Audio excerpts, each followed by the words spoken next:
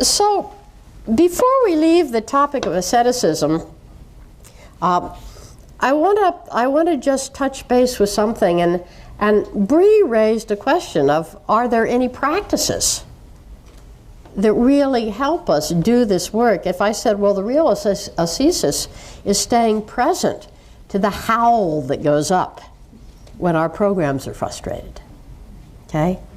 And of course, and how could it have slipped my mind, that one of the most powerful practices we have for directly confronting that ascesis of putting a stick in the spoke of programs, emotional programs for happiness, as Thomas Keating would call it, is the welcoming prayer, or the welcoming practice, as it's taught in the centering prayer family in Contemplative Outreach. And the practice is often not taught at the level of conscious power that's actually in it. It's a extraordinarily powerful, embodied, visceral witnessing practice. And if you do it consistently and fully, it can very, very quickly lead you through those anguishing uproar that gets touched off whenever we get dislodged from our comfort zone, and take that disturbed emotion and recapture it for useful spiritual energy. So how many of you know the practice or have worked in it? Probably the vast majority. Okay, most of you do. It's probably worthwhile just running through it one more time quickly. It was developed by one of Thomas Keating's associates, Miriam Rozovsky. Anyone in this room ever spend any time with Mary? Wow. Second generation. Mary died in 1993, and she's kind of exhibit A of the efficacy of this program, using basically this practice that she herself developed out of necessity, gun to the head. She transformed Maureen from an in-your-face, swaggering 8 to a person in whom others were recognizing holiness, beatific authority and power and wisdom. And she did it simply by going inward, not by reading a lot of books or manuals. So the practice is basically put together out of 3 sources. First of all, the work she was doing in mental health around the then very popular biofeedback. Second, her work with the book by Abandonment to Divine Providence by Jean-Pierre de Caussade, 18th century, 17th century French spiritual classic. And finally, her work with Thomas Keating, and particularly his teaching on the false self system and the emotional programs for happiness. So the practice, it's a situational practice. And I've been somewhat worried about people calling it now in this Contemplative Outreach Network a prayer, because it really isn't. And to the extent you use it as a prayer rather than a practice, you don't really exercise its full potential. It's a strong situational practice for use when you get, as the Buddhists call it, unseated. In other words, knocked out of your comfort zone. And you'll easily recognize when you're knocked out of your comfort zone when the cause of it is afflictive emotions, as Thomas calls it, or physical pain, because it's unpleasant. You don't like it. You're unhappy. You want it to stop. But even more insidious is when you get knocked out of your comfort zone by inflation. Does anybody know what this means? By the satisfaction or appeasement of your emotional programs for happiness. You've got a control issue. You win. You best your opponent. And as your opponent is cowering in the dust, you say, it's only the Holy Spirit. Been there, done that. So the reason we don't recognize this is because it's initially so pleasant. We love inflation, and we don't realize we're equally knocked off balance, and that we're really setting ourselves up for quite a nice fall unless you see it. So most people will initially begin to use this practice to work with the afflictive situations, physical or emotional pain. And that's a very good place to work with it. But you should also just keep that little antenna out, that it is charmingly effective with what one of my teachers called peacock feathers. If you've got the guts to use it that way, and the alertness to recognize that kind of giddy feeling inside when you're high. Okay? So anyway, wherever you decide to work with it, it's a 3-step process. The steps are called 1, focus or sink in. 2, welcome. 3, let go.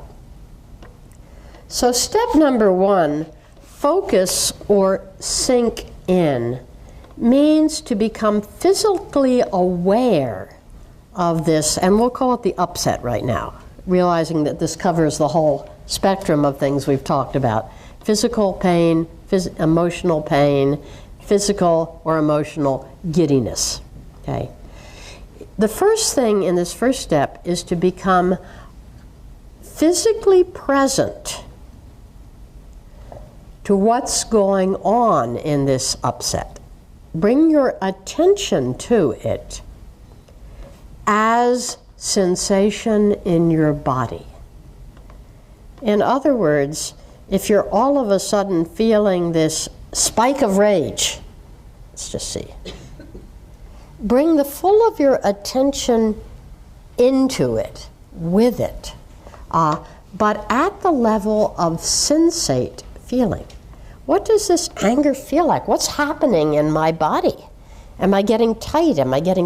Is my breath getting short? Can I feel my face puffing up? My back getting arched? In other words, become present to the physical embodiment of this sensation, okay? Because all emotion is fundamentally sensation. There's no emotion that does not have a ground in sensation. And the more you work directly with the sensation, the more things will change. The more you work with the narrative about the emotion, the more it gets cast in stone. So this stage of becoming physically present, aware of what's going on, is done at the level of physical sensation. No psychoanalysis, no commentaries, no self-justification, no why am I feeling this way, okay? That's too high a level. That's picking it apart with the mind, okay? Later, after it calms down, you can do that. But just raw presence. And this is a powerful first step for a couple of important reasons. Can anybody name some? Yeah, Anna Marie. One is that, especially with negative emotions, you realize how non-solid they are, how transient and changing and fluid they are. Yeah, you begin to see. You're quite right. She says you become aware of how fluid and changing they are. And that's quite true as we're present with them to sensation. Stories get reified, but sensations are always moving. And once you see that, it immediately kind of transpersonalizes what's happening to you, which gives you some freedom. Anything else you see? Yes, yes, Susan. I think it helps with grounding to keep it in the body. Yes, it does. And she says it helps with grounding. And it counteracts that tendency, which is is sort of the operational hazard of idealist spiritual seekers, to repress negativity. We learn so quickly that negative emotions are not compatible with the spiritual path, and so we can sweep them right under the carpet so fast that we don't even know they're happening. And a lot of witnessing practice, which is carried too high in the body, which is the mind looking down, can kind of build an ivory tower of separation from what's going on in the body. So as you get right down there in the trenches with the raw sensation of it, you won't repress it. Yeah, Maureen? Also, when you recognize what it is, you can recognize it. Like when you have a pot that begins to boil, you can hear it boiling. You can also sense that you're about to go there. Yeah. And perhaps kidnap yourself too. Excellent comment. Excellent comment. She says you can sense that you can go there. And that's very, very real, and it's a mature comment that comes out of good spiritual work. Because most of us, the reason we get lost in our conflicts as quickly as we do is that we're almost 3 sentences into the argument before we even realize that we're mad. We train ourselves to tune out the beautiful sensations that are coming to us from the body, And I've said, I mentioned a little bit yesterday, that I've discovered that if I really want reliable judgment about what's happening and whether something that's going on and being presented to me is a thumbs up or thumbs down, I need to watch for the presence or absence in my body of constriction. If I feel things going tight, if I feel myself getting shoved up into my mind, or if I feel myself locking my jaw and putting on the face that I put on to meet the faces I meet, pretty good sign that something's not setting right. But unless I'm in tune with my body, I won't catch those early warning signs. I'll keep going on trying to be rational and mounting new arguments and losing ground and the voice getting high and tight without clueless as to what's happening. And incidentally, Al, you raised earlier this morning the term self-observation. As it's practiced in the Gurdjieff work, it's supremely about getting people out of thinking that observation means telling stories and analyzing, and into being able to notice very quickly what's actually happening as their body interacts with the environment. So that's all about the first point. So you sink in, you focus, you become present. At this point, you're not trying to change it. As a matter of fact, at no point in this process are you deliberately trying to change it. It's one of the things that's a genius about this practice. So, second step then is the real and counterintuitive part. They're grounded in sensation, present to your own, writhing being. You begin to say, and I like to say, naming it very lightly, welcome anger, welcome anger, or welcome fear, welcome pain, welcome peacock feathers. No. Now, I'll talk about welcome in a minute, but first of all, why name it? Are you welcoming the sensation? Yes, exactly. That's why I say we name it. Because otherwise, people will inevitably, the going teaching in the movement nowadays is just to say welcome, welcome, welcome. But I've found over and over and over that people will provide an object, and in 9 cases out of the 10, it'll be the wrong object. I've had people come to me and say, I've tried to do this prayer, but cancer is a hard thing to welcome. Or, how can you expect me to welcome incest? But that's not what this practice is telling you to welcome. It's not the situation itself, it's the sensation that this situation is triggering in the moment. It's not welcome muggers, it's welcome fear. So that's why I go with the basic Buddhist witnessing tradition and say, put the correct object on very, very lightly. That we're welcoming what is cohabiting our field of consciousness at the moment. Okay. So why welcome? Why not go away fear? Go away anger? Out. Yes, Sharon? Because you're allowing it. You're allowing it. And look what Sharon's doing with her hands. You're allowing, see? She makes a gesture, and that's exactly right. It's a widening. It's a spacing. Anything we push away, we separate and we energize in a very powerful way. And when you make that allowing, you include it. And you say basically that consciousness trumps, or in other words, can transcend and include any of the things that occupy it, any of the forms of consciousness, no matter how initially scary. So from your undivided consciousness, you can put your arms around whatever it is. Welcome fear. Welcome. This moment can be endured. Okay? So that's what we're really talking about there in that gesture.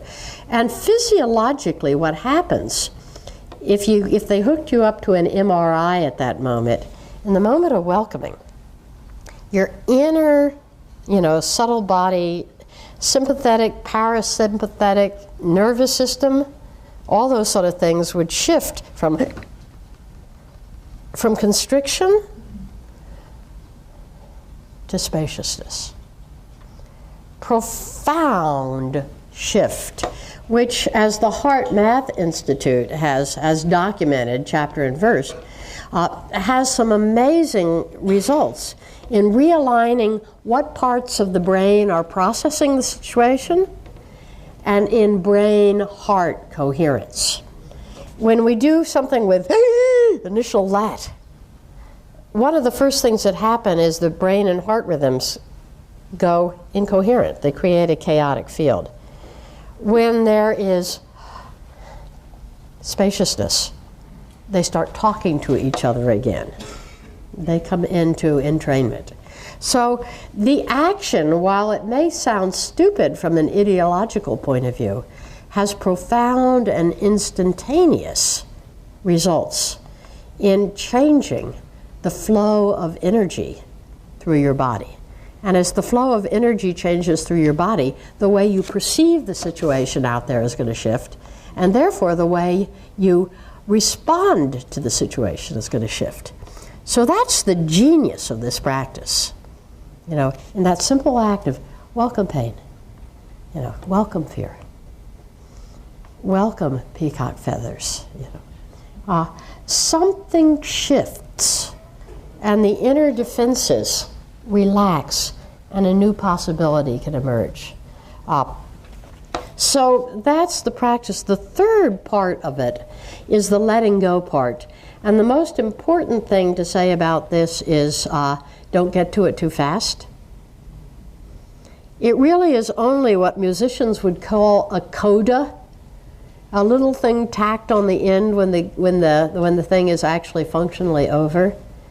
But Mary Mrazovsky liked to do it. Sometimes you just go, I let go my, whatever word you've used before to name my anger. I let go my fear. I let go this headache, this pain.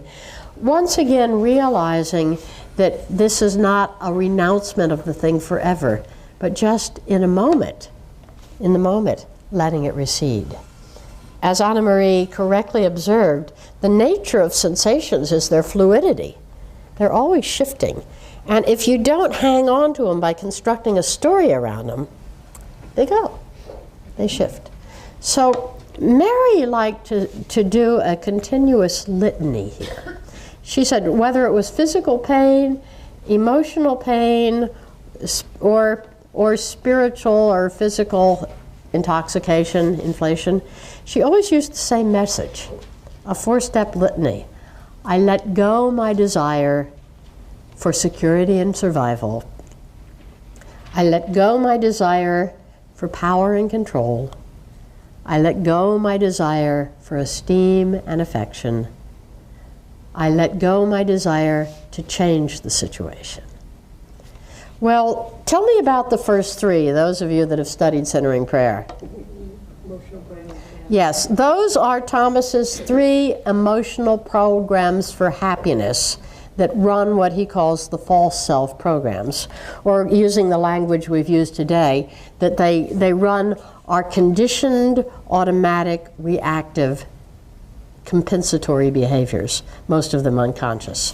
The desire for safety and security, for primitive security, the desire to be loved, to be pleasing, the desire to be in control. So Mary liked to say in her wonderful Long Island accent, I like to think I'm sending a strong message to the unconscious. And regardless of what was the physical or spiritual pain or who was to blame for it, she used that same litany. And I let go my desire to change the situation is a very, very cool one, because it completely cuts through that idea that we're doing spiritual practice because we've observed that something is amiss and we want to fix it. You know, the idea is I'm not using this practice so that I can get through this upset and get back to normal as quickly as possible. The idea is, if this thing were to go on forever, I, as consciousness, would be just fine here. So it creates in it, it doesn't fix the situation so much as create an equanimity that no longer needs the situation to be fixed. Okay, do you see the difference? Very, very important. One of the classic kind of earmarks of what I would call immature, advancing but immature spiritual practice is using it to fix things. You know, and we see this a lot. I'm going to use my practice to create well-being, to create happiness, to create an outward go, without realizing that there's some situations where, you know, you're just going to land in pain or you're going to land in turmoil, and that's all part of the unfolding. And to try to use your spiritual practice to restore a specious calm is going to abort a practice or a unfolding that has a longer lifespan. Sometimes you just have to stew in your own juices till it's over. And when that kind of thing is happening, a practice like this can help you abide, hunker down in the midst of the storms, so that you don't have to prematurely cut processes off because you're afraid. You know, this is not my definition of spiritual. You know. Okay, so does that make sense? Yep. And I think it's very interesting to notice the correlation between this teaching, the welcoming prayer, the emotional programs for happiness, and Jesus' temptations in the wilderness. Once again, bringing us back to the desert teaching. As you see that each of the teachings that he had to confront in the wilderness, in the desert, were one of these false self programs. When the first demonic temptation, if you are the Son of God, change these stones into bread, security, survival. If you are the Son of God, worship me and I will give you all power in the world, power and control. If you are the Son of God, throw yourself down off this parapet and let's see if the angels will swoop you up. Let's see if you're God's little darling, you know. esteem, affection. So each one of these is essentially in this archetypal Lenten wilderness drama that we read the first Sunday of Lent, is the same kind of confrontation with these core, programs, energy centers, as Thomas Keating calls them, that runs the false self system, and is therefore a movement toward liberation. The welcoming prayer is very much like, like Jesus standing there in the wilderness, saying, just, I think not. And disarming the diabolus, the divider, by uniting. Welcome, welcome, welcome. By enfolding and encircling. Does that make sense, Bree? Yeah,